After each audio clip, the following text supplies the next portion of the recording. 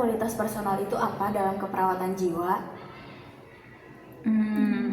Kalau menurut aku, kualitas personal itu sikap dan karakter yang dimiliki oleh perawat. Nah, yang kelihatan dari cara kita bersikap ke pasien. Jadi bukan cuma soal skill, tapi juga kepribadiannya. Nah, iya, jadi kayak kualitas personal tuh kayak hal-hal dari internal kita, misalnya kayak empati, kesabaran, terus cara komunikasi. Terutama di keperawatan jiwa ini kayaknya penting banget ya. Iya. Kalau menurut aku sih kualitas personal itu juga berkaitan sama profesional perawat itu sendiri, dari kita bersikap apakah nanti bisa dipercaya pasien apa enggak gitu. Berarti bisa dibilang kualitas personal itu dasar ya sebelum kita ngasih tindakan ke pasien. Nah, iya, kalau kualitas personalnya itu buruk, hubungan terapeutik sama pasiennya juga susah terbentuk. Apalagi pasien jiwa kan biasanya lebih sensitif ya, dari cara kita bicara aja kita itu bisa sangat berpengaruh ke kondisi emosinya. Iya, makanya kualitas personal ini sangat penting banget dalam keperawatan jiwa ini. Nah, kalau gitu kualitas personal apa sih yang kira-kira tuh harus dimiliki sama perawat jiwa? Kalau menurut aku sih empati ya. Perawat harus bisa memahami perasaan pasien tanpa menghakimi. Kalau aku nambahin kesabaran, karena pasien jiwa itu kondisinya naik turun dan proses penyembuhannya itu nggak instan, jadi perlu waktu berapa lama gitu. Aku setuju. Ada juga ketulusan sama kesabaran. Pasien itu bisa merasa kalau perawatnya itu beneran tulus dari hati gitu, nggak cuman asal-asalan ngasih tindakannya. Kalau menurut aku itu sih kontrol emosi ya. Itu juga penting soalnya kita nggak tahu nih kondisi pasien bisa aja berubah kapan aja karena biasanya pasien jiwa itu tidak stabil kan. Nah, iya benar. Kalau perawatnya ikut emosian kan malah bisa bikin pasien tambah stres. Iya. Contohnya pas pasien lagi cemas atau marah, itu perawat tetap harus tenang dan nggak perlu terpancing sama apa yang dilakukan oleh pasien gitu. Atau pas pasien menolak tindakan, perawat itu juga nggak boleh langsung maksa tiba-tiba gitu, harus dijelasin pelan-pelan gitu. Oke, dari diskusi kita ini bisa nggak sih disimpulkan kalau misalkan kualitas personal itu berpengaruh besar ternyata ke keberhasilan perawatan pasien jiwa? Menurut aku sih bisa banget ya. Kualitas personal yang baik itu bisa bikin pasien merasa aman dan juga dihargai. Dan itu bikin pasien lebih kooperatif selama proses keperawatan. Jadi kualitas personal itu merupakan fondasi utama dalam keperawatan jiwa. Kalau gitu, kualitas personal ini nggak bisa dianggap sepele ya, soalnya bukan cuma pelengkap, tapi benar-benar menentukan berhasil atau enggaknya asuhan keperawatan jiwa. Iya, betul. Bahkan kadang pasien itu lebih ingat gimana perlakuan kita daripada tindakan yang kita lakuin ke pasiennya.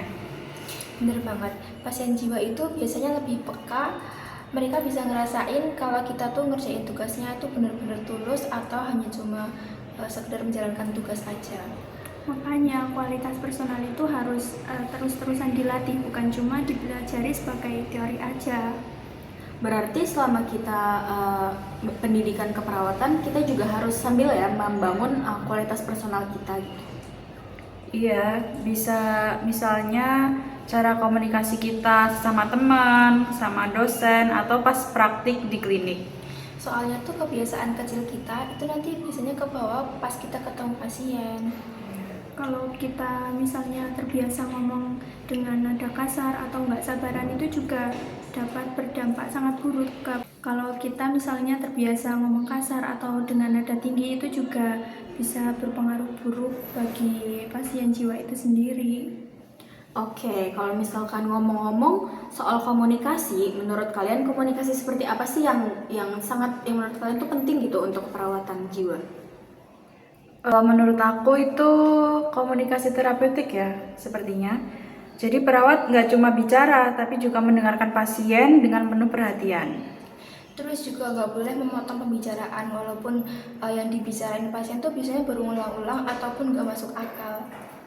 Karena buat pasien itu didengarkan itu sudah menjadi terapi sendiri. Berarti sikap menghargai pasien juga termasuk kuat ya, termasuk kualitas personal ya.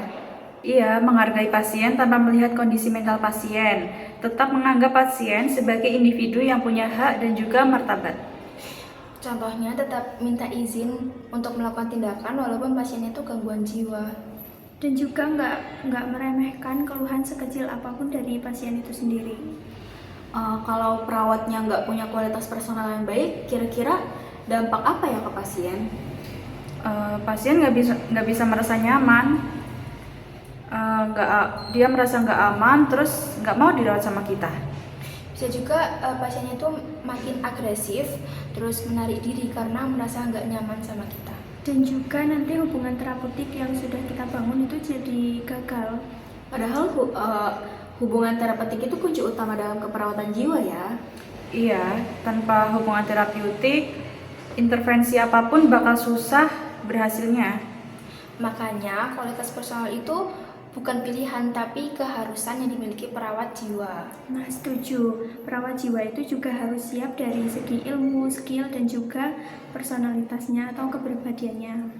Jadi bisa kita simpulkan ya, kalau kualitas personal perawat jiwa itu mencakup empati, kesabaran, kejujuran, kontrol emosi, dan komunikasi yang baik dan sikap yang profesional.